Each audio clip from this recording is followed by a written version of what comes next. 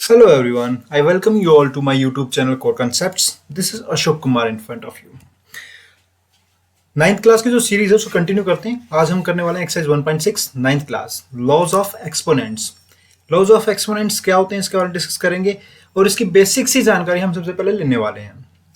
जब भी एक्सपोनेंट्स आएंगे, पावर्स आएंगी, तो कुछ इस फॉर्म में वो हमारे सामने आ सकती हैं. एक फॉर्म ये है, एक फॉर्म ये है, एक फॉर्म ये है और एक फॉर्म कुछ ऐसी है.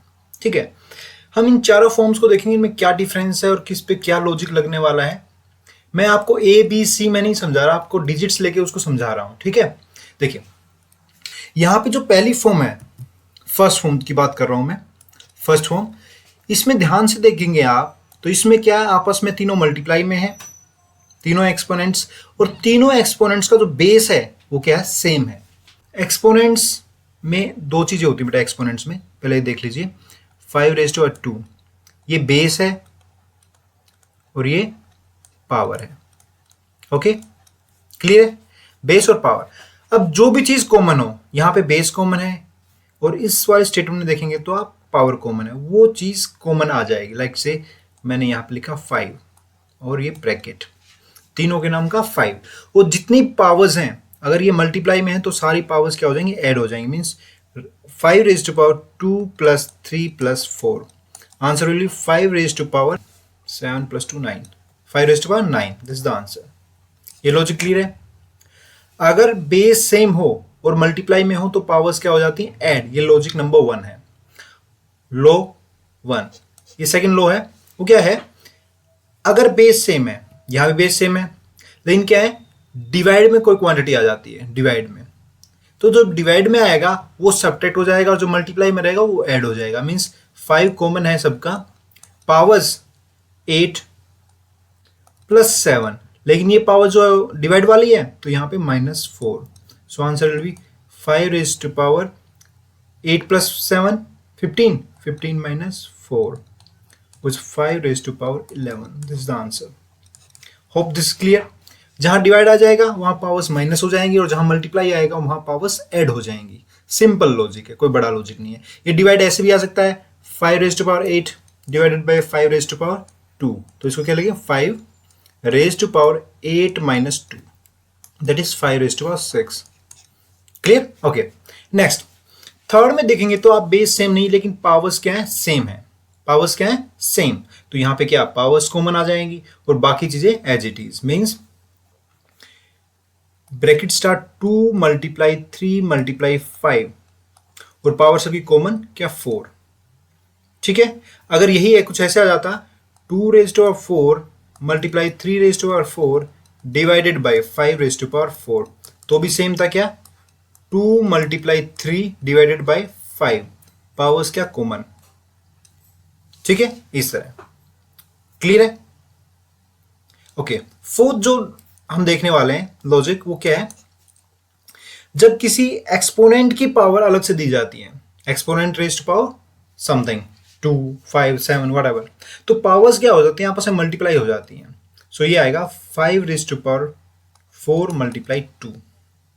ठीक है, एक्चुअली इसका मतलब क्या है, 5⁻4 का स्क्वायर, इसका मतलब होता है, इसको थोड़ी देर के लिए रिमूव कर देते हैं.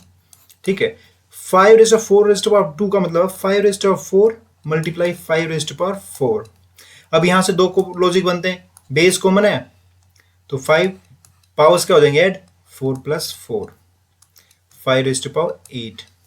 डायरेक्ट मल्टीप्लाई करेंगे तो भी वही बनेगा, 5⁻4 × 2, 5⁻8. आंसर. ठीक है, मीन्स लॉजिक सेम है, उसको कैसे भी घुमा फिरा के लेके आएंगे तो आंसर सेम रहेगा. आंसर में कोई चेंजेस नहीं आएगा. यहां पे एक बोनस हमारे पास लॉजिक है, एक कंसेप्ट है, वो क्या है, जब भी आपके पास कुछ ऐसा आता है, ठीक है, 125⁻2, बेस जो है वो बेसिक फैक्टर्स में होना चाहिए, कॉम्प्लेक्स फॉर्म में नहीं होना चाहिए, कंपोजिट नंबर नहीं होना चाहिए. तो सबसे पहले इसे क्या करो, फैक्टराइज कर लो. तो 125 को फैक्टराइज करते हैं, 125 5 से करेंगे, 5 2 = 10, 5 5 = 25, अगेन 5 5 = 25. तो फैक्टर्स क्या है, 5 × 5 × 5, 1 2 3, 3 फैक्टर्स हैं. मीन्स 5⁻3 इसको लिख सकते हैं. तो यहां पे इसको लिखेंगे 5⁻3 raise to power 2। Same logic, powers क्या हो जाएंगे, multiply, 3 multiply 2, 5 raise to power 6 answer. ठीक है, होप ये तीनों लॉजिक्स आपके क्लियर होंगे। इसी के बेस पे हम एक्सरसाइज करने वाले हैं, और एक्सरसाइज क्वेश्चन नंबर 1 आपके स्क्रीन पे। Question number 1, find 64 raise to power 1/2। सबसे पहले क्या है लॉजिक, वही है, बेस को क्या करेंगे, फैक्टराइज करेंगे। तो बेस को फैक्टराइज करेंगे तो क्या आएगा, 64, 2 से करेंगे, 2 3 जा 6, 2 2 जा 4, अगेन 2 से, 2 1 जा 2, 2 6 जा 12, 2 8 जा 16, 2 4 जा 8, 2 2 जा 4, 2 1 जा 2, 1 2 3 4 5 6 मीन्स टू से ये आ गया 2 raise to power 6 raise to power 1/2 is equal to powers की पावर, तो मीन्स मल्टीप्लाई होंगे, तो 2 रेज टू पावर 6 मल्टीप्लाई 1/2, 2 1 जा 2 3 जा means 2 raise to power 3, that is 8 answer. Answer ये भी सही है और 8 लिखेंगे तो भी सही है। ठीक है, ओके, चलिए सेकंड करते हैं। 32 का क्या होता है, फैक्टर्स क्या होते हैं, 2 रेज टू 5, अगर आप फैक्टराइज करेंगे तो आएगा 2 raise to 5, 2 raise to 5 raise to power 1/5 is equal to 2 raise to 5 multiply 1/5, 1 जा, so 2 raise to power 1, that is 2 answer.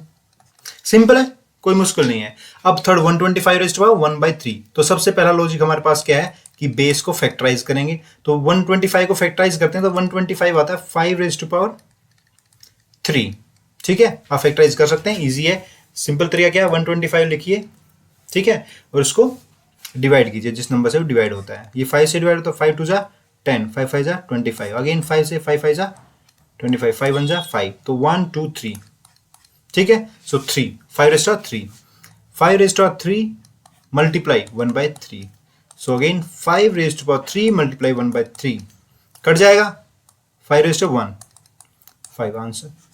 Simple है, यहां पे जीरो लॉजिक लगा अपना, जो जीरो मैंने बताया था, मींस क्या, बेस जो होता है उसको हमेशा फैक्टराइज कर लीजिए, तभी आपका सिंप्लीफाई हो पाएगा।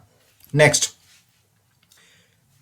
9 रेज टू 3/2 32, यहां भी लॉजिक सेम रहेगा, कोई अलग नहीं है, कुछ अलग नहीं, सिर्फ लास्ट वाला जो पार्ट है, अगर मैं देखूं 125 रेज टू पावर माइनस, यहां पावर माइनस है, इसको थोड़ा सा अलग करने की जरूरत है, बाकी फर्स्ट सेकंड और थर्ड मैंने आपके ऊपर छोड़ दिया, देखते हैं इसका आंसर क्या आएगा। ठीक है, फोर्थ पार्ट हम करते हैं।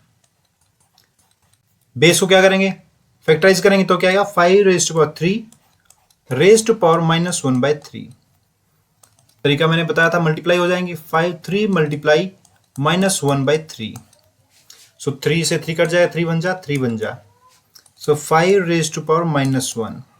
ठीक है, दिस द आंसर। -1 जो होता है उसका मतलब होता है बेटा डिवाइड में है, वो क्या है, डिवाइड में, तो इसको हम लिख सकते हैं 1/5।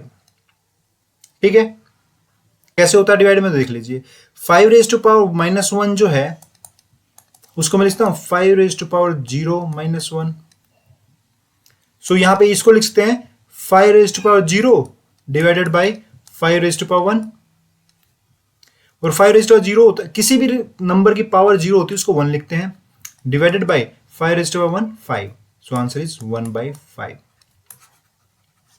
ठीक है, होप इट इज क्लियर।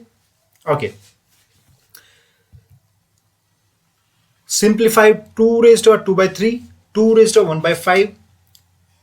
पहले इसको करते हैं फर्स्ट वाले को, देखिए फर्स्ट में मल्टीप्लाई में आपस में ये जो डॉट है बेटा, इस डॉट का मतलब होता है मल्टीप्लाई, तो इसको हम लिख सकते हैं मल्टीप्लाई लाइक दिस।